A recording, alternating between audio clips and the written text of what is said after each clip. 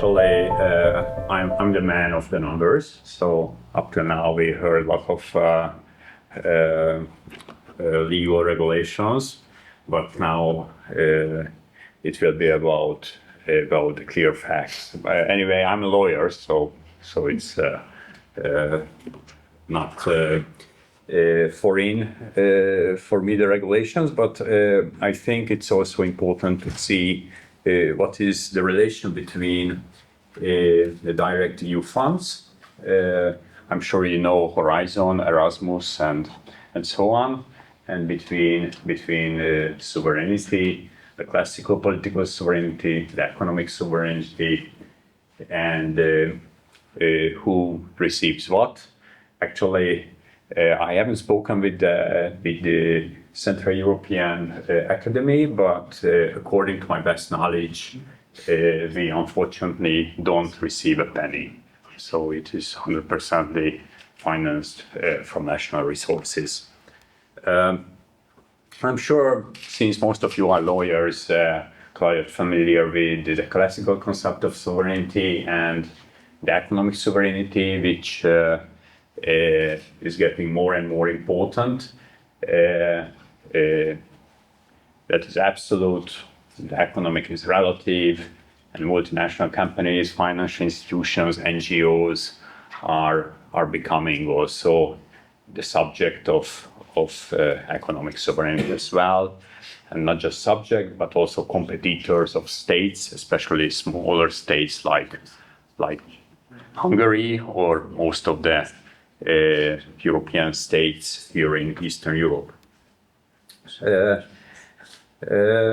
It's certainly all of us, especially the small ones, join to international organizations such as the EU or World Trade Organization, and we do so because it provides, we at least hope that it provides larger economic sovereignty because we receive larger market, we join to energy and transportation networks, and it increases our stability. But unfortunately, it's not always the case. There are roughly 40 different funds.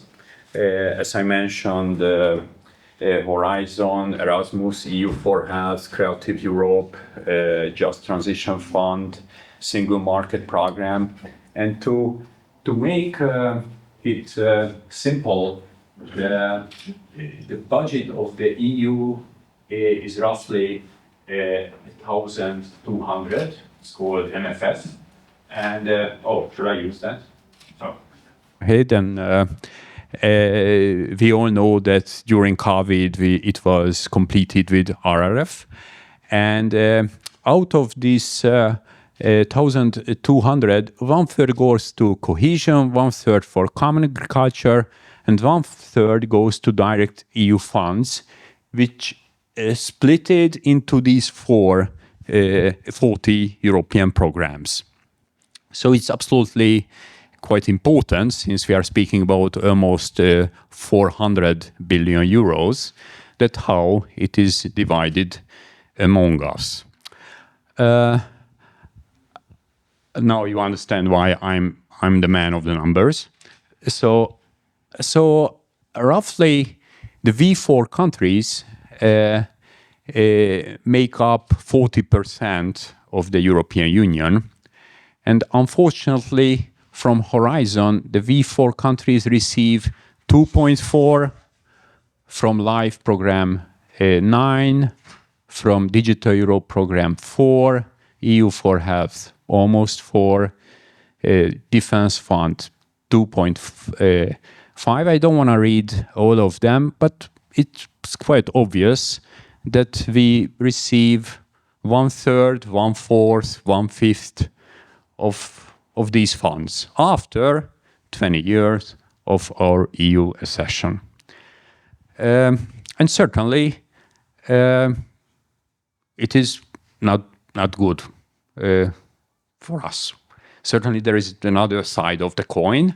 For example, Austria or Belgium is above average, And a simple Eastern European tourist, if go to Vienna, especially we are students, then we always hope that we are getting closer to Regensburg, beautiful city, or Vienna, but we see that they are just further away. And if we think about that,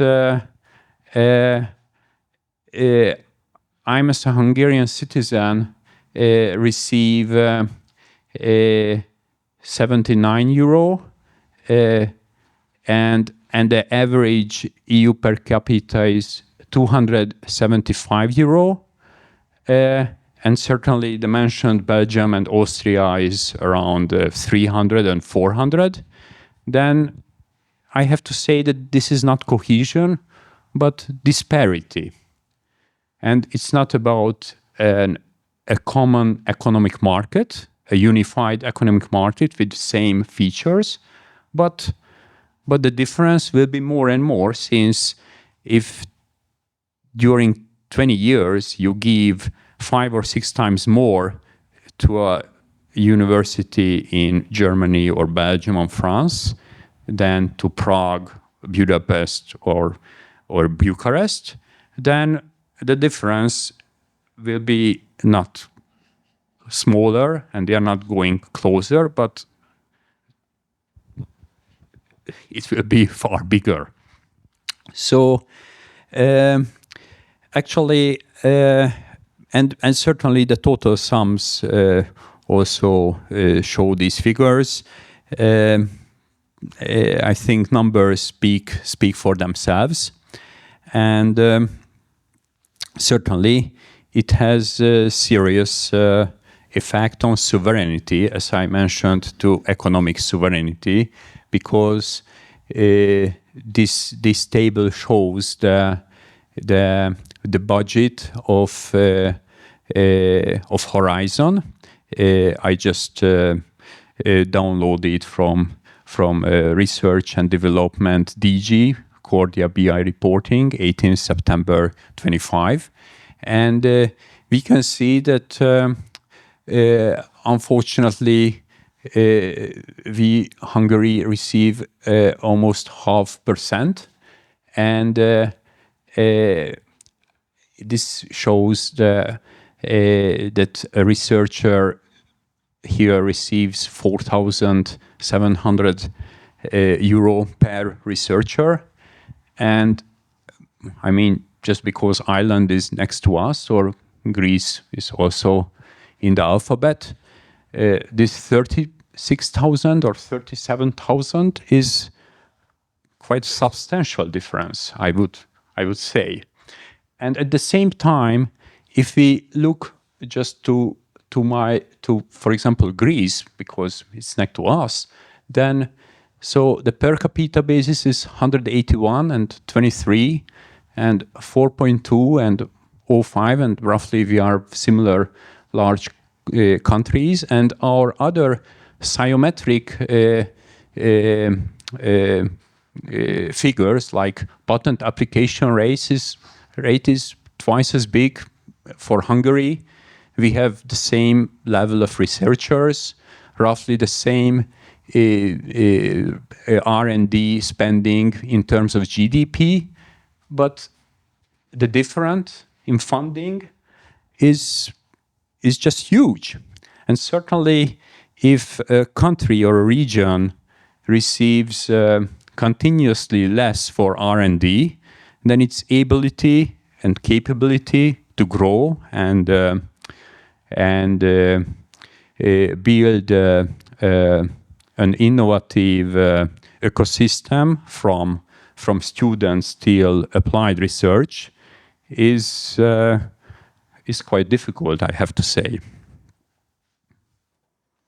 At the same time, since we are speaking about direct EU funds, so these are evaluated in Brussels and distributed directly by Brussels, even what we receive is,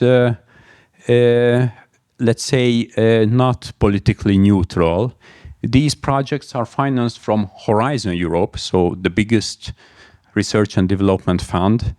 And unfortunately, they are not just about biology or history or nuclear physics R&D projects, but anti-gender backlash and democratic pushbacks. I'm reading just the titles, so they are also speaking for themselves.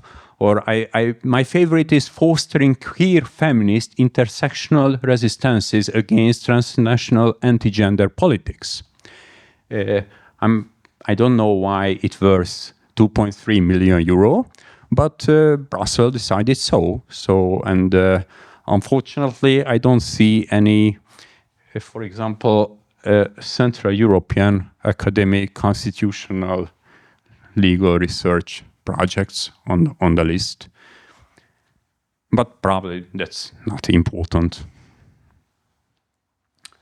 And actually, we all know that in the competition on the world stage, EU is unfortunately falling quite heavily. US is more or less stable. In China, beated us and rising heavily.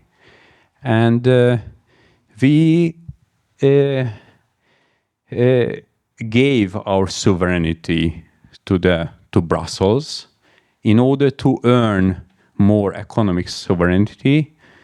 But to say it simply, the member states lost some of their parts of sovereignty, while the sovereignty of the EU also decreased heavily, if we see the numbers. Thank you.